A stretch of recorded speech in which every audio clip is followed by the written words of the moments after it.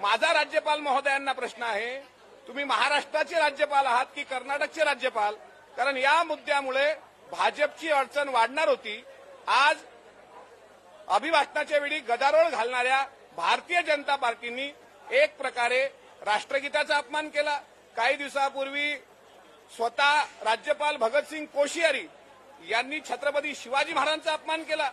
काही दिवसांपूर्वी महात्मा ज्योतिराव फुले आणि क्रांतीज्योती सावित्रीबाई फुले यांचा पण अपमान पुण्यामध्ये त्यांनी केला. त्यामुळे त्यांना राज्यपाल पदावर राहण्याचा कुठलाही नैतिक अधिकार राहत नाही. छत्रपती शिवाजी महाराजांचा अपमान करणाऱ्या, भारतीय संविधानाचा अपमान करणाऱ्या आणि त्यांना खतपाणी घालून सुरक्षा व्यवस्था पुरवणाऱ्या भारतीय जनता पार्टीचा आणि राज्यपालांचा मी धिक्कार करतो, निषेध करतो. राज्यपालाच्या अभिभाषणातला तिसरा मुद्दा भारतीय जनता पार्टीच्या आज अंगलट येत होता, म्हणून राज्यपाल राष्ट्रगीताचा अपमान करून निघून गेले.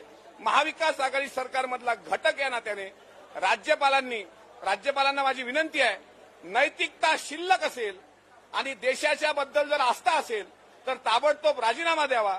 नव्हे तर अधिवेशनाच्या प्रत्येक दिवशी राज्यपालांचा राजीनामा मागितल्याशिवाय आम्ही शांत बसणार नाही.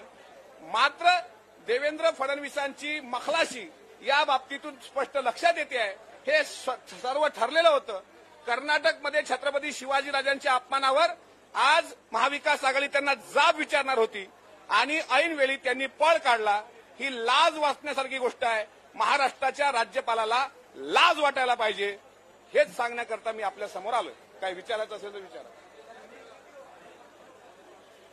महाराष्ट्र के राज्यपाल महामहिम भगत सिंह जी कोश्यारी, आज जब उनका अभिभाषण शुरू था और बीजेपी का ऐसा आरोप है, बीजेपी ने ऐसा आरोप लगाया है कि महाविकास आघाड़ी सरकार की वजह से राज्यपाल महोदय वहां से निकल गए.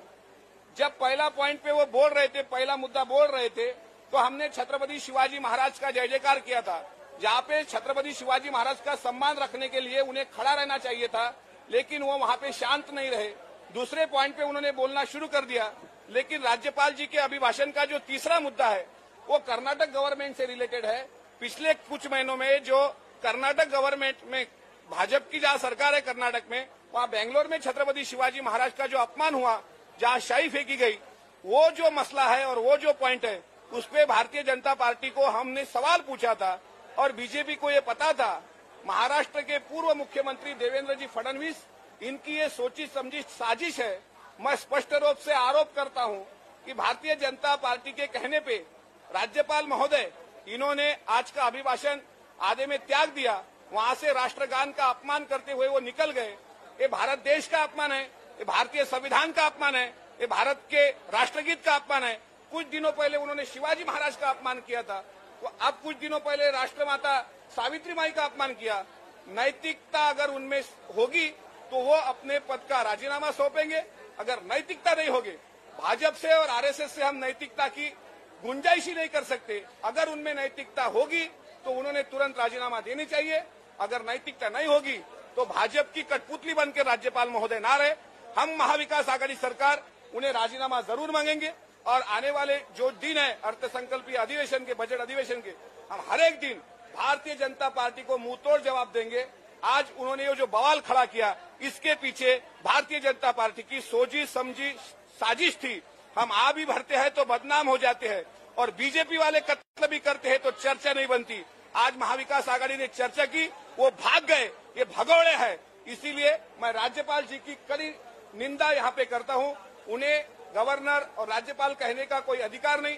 अगर थोड़ी भी समझ उनमें होगी और थोड़ी लज्जा अगर बाकी होगी, वो तुरंत राज्यपाल अपने पद का राजीनामा सौंपे और छत्रपति शिवाजी महाराज के अपमान के बदले महाराष्ट्र से वो माफी मांगे. यही हम चाहते हैं और पूरा अधिवेशन इसी पे होगा. यही बात कहने के लिए मैं आया हूँ.